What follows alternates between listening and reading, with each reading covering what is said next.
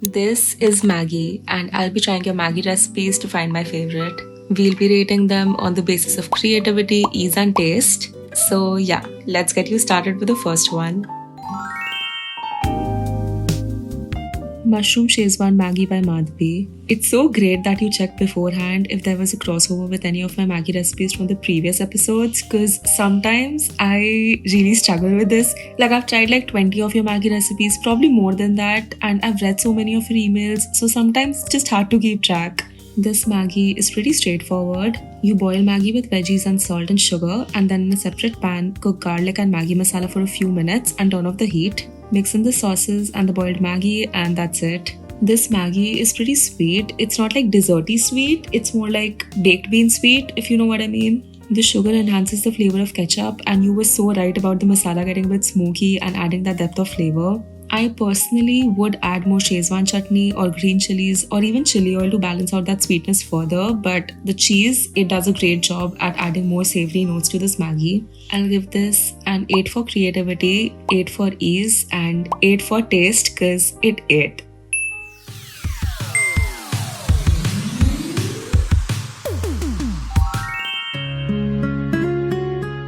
Crunchy Onion Maggi by Alokita. This is a sweet and simple recipe, and like Alokita said, it's easy peasy lemon squeezy. Heat up some butter in a pan and cook down the onions. Caramelize them, get them all golden and brown. Let me just say this, I have so much respect for you for not making me deal with those plasticky translucent onions, because the texture of those, it just gives me the ick. Like the thought of it now, it's making me physically cringe. So yeah, thank you. Crush a packet of Maggi into the pan and add in the Maggi masala and just keep the heat on low or else the masala will burn. Cooking the masala this way, make sure that the buttery onions absorb the masala well and the masala gets a bit smoky, like the flavor of it intensifies so well, just like the mushroom Szechuan Maggi. We top the Maggi with lemon and coriander, and this Maggi, it reminded me of the lemon coriander Maggi from episode 1 and also the mashed potato Maggi from episode 3.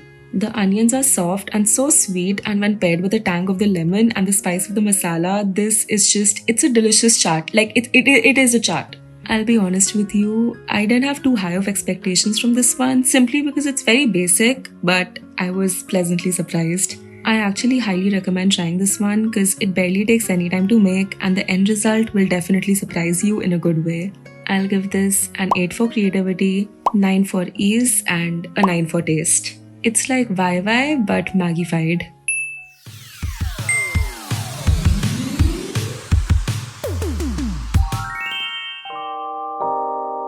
Shreya's Magic Maggi with garlic bread. When I first read this recipe, I was a bit confused ki chal kya raha hai, but then it just started making so much sense. Okay, so you have garlic bread that is topped with cheese, that is topped with cheesy garlic Maggi, and that's finally topped with Maggi masala.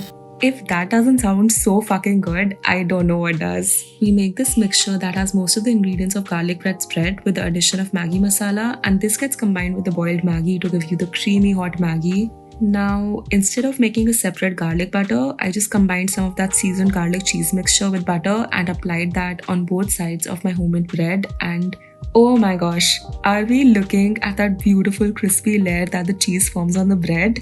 It's just so amazing and it smelled so good. I love the mix of textures here. The soft bread with a crispy layer to be topped with a creamy gooey Maggi. I didn't shy away with the Maggi masala because I anyways love eating it raw and I am in love with this way of eating Maggi. Since we didn't brown the garlic in the Maggi, it gives the Maggi such a bright, fresh, like almost spicy flavor. And you know how one packet of Maggi is never enough but 2 is too much?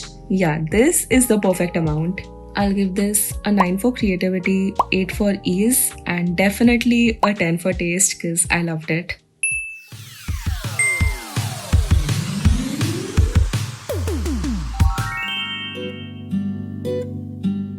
Cheesy Maggi without cheese by Insha.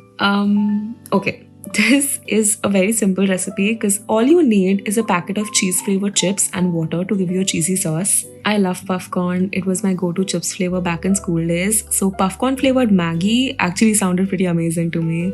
You know what's funny about this recipe? I was absolutely fine at the stage when the puffcorn is added to the water and it looks strange. It feels normal for it to look so strange. It didn't even blend into the water for a good few minutes. I added the masala and the Maggi and I was like, okay, it looks a bit weird, as it should. And then I mixed the Maggi and the masala with the sauce, and it fucking turned into a really nice and smooth, great looking sauce. And this is where I kind of felt nervous because why did this actually work out so well? I mean, like, look at how creamy that sauce is. It is so smooth and luscious. My mind was a bit blown away and I did have to mentally prepare myself to try it. So yeah, moment of truth. Why is that actually so good? It's weirdly sticky. It's like gooey and gloopy almost. It tastes good. It's just that texture, it's too much. Like it's very, very thick. It's almost as if you've taken like a regular cheese Maggi and added way too much cornstarch slurry. Will I make it again? No. But if you want to make it, will I say no, don't make it? No. Like I'm actually going to say like just try it once. See if you like it or not, because chances are pretty high you might like it. So I'll give this a 10 for creativity. I have to. A 9.5 for ease and 6.5 for taste, because that texture just isn't for me. But the cheese powder, that into a sauce, it's great.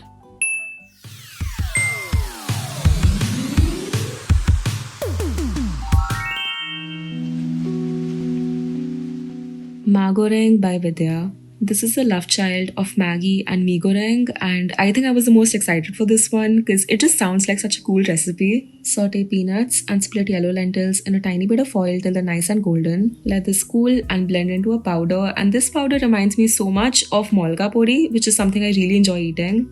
I would suggest dry roasting the lentils and peanuts to be able to get a finer powder, because with the oil, if you just blend it even a bit more, you can end up with a chana peanut butter. Like imagine that. That actually sounds pretty good to me. Maybe I'll just make a chana peanut butter. Saute baby corn and broccoli till it gets some color. Add in water and Maggi and masala along with soy sauce and chili powder, and just let the Maggi cook. It should be on the drier side, but not like too dry. Just enough water to help you mix the nutty powder we made earlier. It mixes right in, but that gritty texture of chana is still there, just like molga podi, and I love that because it weirdly reminds me of Magic Pops. Vidya asked me to serve this with raw onions and cucumber, but I was in the mood for a salad, so I just quickly made one with onion, garlic, carrots, cucumbers, beans, raw papaya, coriander, green chilies, and some liquids. I also served it with some pan-fried tofu, just like Vidya wanted. The tofu is just toasted on a pan with some oil and seasoned with soy sauce and chili oil. It's very basic. I topped with some more of that powder, and this was really, really good. I felt like it needed some salt, which I added off camera, and this just tasted right.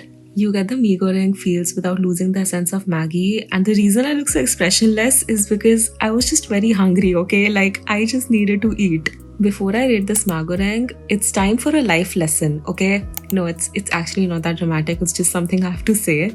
I tried making this the day before and nothing was going right, and that's not the recipe's fault, as you just saw how good that looked. But yeah, it was just me not having a good day, and that's fine.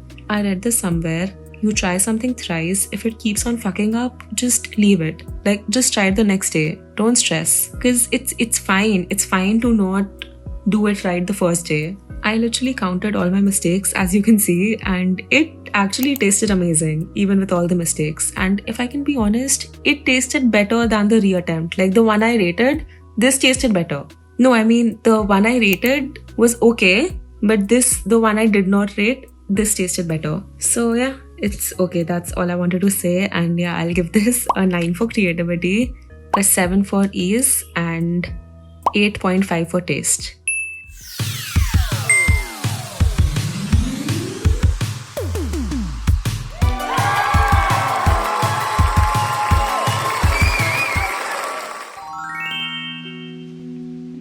Final verdict, we have Maggi garlic bread for the win, which tastes so good, and the rest of the recipes actually came pretty close. I hope you enjoyed this episode as much as I enjoyed filming it, and yeah, stay tuned to my community posts to get updated about my upcoming parts if you're interested in me trying your recipes. I'll see you soon on my next one. Bye!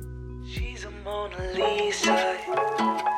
Everyone's lining up to see her. She's a Mona Lisa. Everyone's lining up to see her. There must be something about her features. You'll find her beauty goes much deeper once you get to meet her. You see her walking down the boulevard.